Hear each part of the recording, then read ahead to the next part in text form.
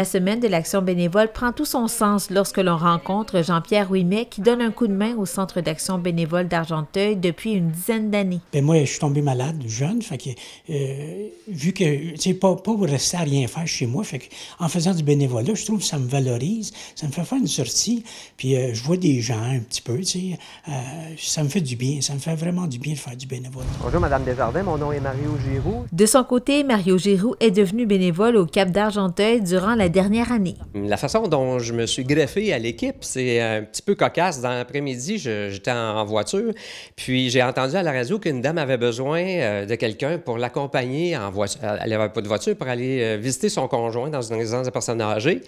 Puis, je me suis dit, bien, j'aimerais ça, moi, comme bénévole, aller reconduire des gens comme ça. Et puis, à la fin de cette même après-midi-là, j'ai eu un appel du CAB ici. Ça faisait peut-être un mois que j'avais donné mon nom à jebénévole.ca, qui est le site du gouvernement.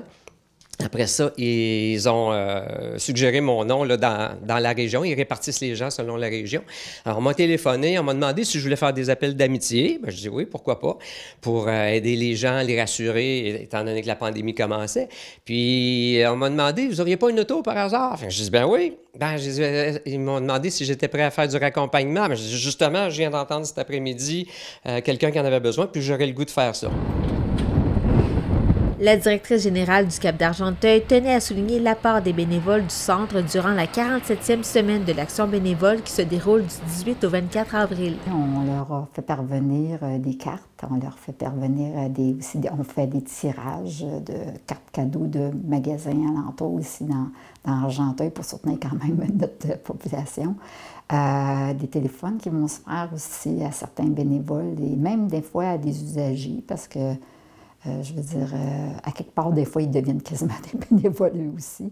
Et puis, donc, c'est sûr que le mot-clé, c'est merci. Il va y avoir Facebook. On a déjà partagé des choses sur Facebook de bénévoles en action. Il va y avoir vous autres qui vont être dans les médias et qui vont pouvoir constater aussi le geste d'une action bénévole, en fait, fait par Jean-Pierre. Donc, on va essayer d'utiliser, malgré la COVID, toutes les façons en distanciation pour reconnaître nos bénévoles. Mais ce n'est pas juste dans la semaine d'action bénévole qu'on le fait. On le fait constamment. Avec la FCABQ aussi, c'est facile vu largement parce qu'eux autres, c'est leur mandat, en fait, de faire la promotion pour le Québec, pour les centres d'action bénévole. Alors, on a le plaisir d'avoir M. Pierre Bruno cette année. Donc, la vidéo, on va inviter tous les bénévoles à le regarder. Et puis, donc, en gros, c'est ça. Malheureusement, on ne peut pas faire de gros soupers, de gros dîners. Mais ça, je dis tout le temps, c'est partie remise.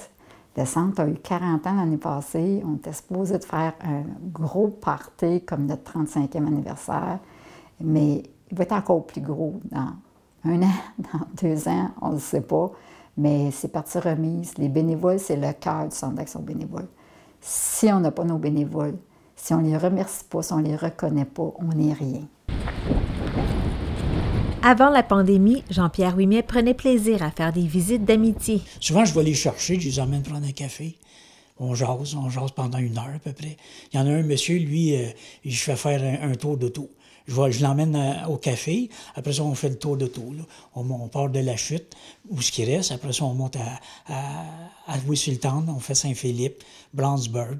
Puis là, je le ramène à la chute, je le ramène chez lui. Ça y fait une belle visite d'amitié pour le monsieur. Puis je le fais chanter. Lui, il est assez spécial, ce monsieur-là. Lui, je l'aime beaucoup.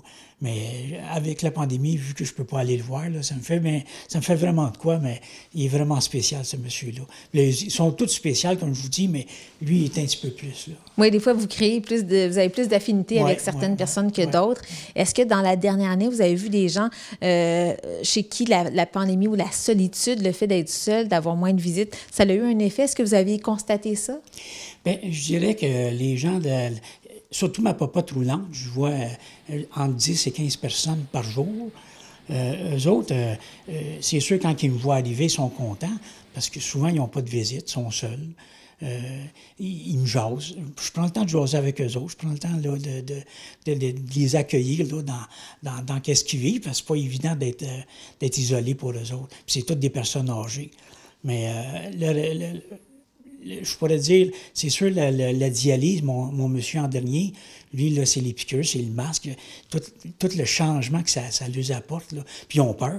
C'est des gens qui ont extrêmement peur d'attraper la maladie. J'ai l'impression que des fois, je fais comme un appel d'amitié. Il y en a que je sens là, qui n'ont pas de contact beaucoup avec leur famille. Mais la plupart, étant donné que la pandémie, ça a diminué un petit peu, là, ils ont quand même la visite de leurs enfants pour la plupart.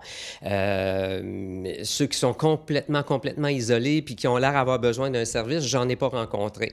Mais ça fait toujours du bien de piquer une jasette en se rendant à un rendez-vous, parce que des fois, c'est quand même, la distance peut être quand même assez loin. Moi, j'ai donné mon nom jusqu'à Montréal. Il y en a d'autres qui n'aiment pas. Ils aiment autant aller juste dans la région. Fait que il y en a pour tout le monde. Et vous en avez combien de bénévoles? Ça fluctue beaucoup pendant la COVID. Ça peut monter jusqu'à 200. Ça peut redescendre à 150, 80. Dans les grosses périodes, quand les gens ne travaillent pas, parce que la COVID oblige, on a été étonnés de voir comment les gens ont utilisé le jebénévole.ca. C'est sûr que notre M. Legault nous a mis beaucoup sur la carte par rapport à ça. Et on a dû, par contre, ça a été un beau problème, se retourner de bord assez rapidement pour pouvoir accueillir tous ces gens-là, faire le filtrage pareil, d'autant plus que parfois, pendant la COVID, on faut être encore plus sécuritaire par rapport à ça pour nos usagers. Combien est-ce que vous avez d'usagers aussi? Oh mon Dieu, des usagers...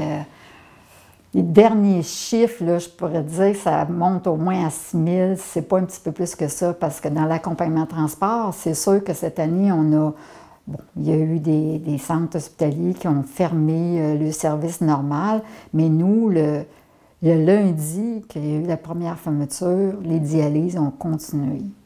On n'avait pas le mandat, mais moi, j'ai dit non, c'est pas vrai. Il n'y a pas de monde qui va mourir parce qu'on ne peut pas leur donner ce service-là.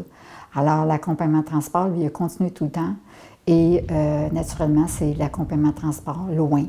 Montréal, Gatineau, Atelier. C'est fou comment ces bénévoles s'investissent là-dedans. Donc, au niveau de l'accompagnement transport, ça a été très ciblé, mais beaucoup de transport. La popote, évidemment, énormément aussi. Ça l'a doublé, c'est pas quadruplé.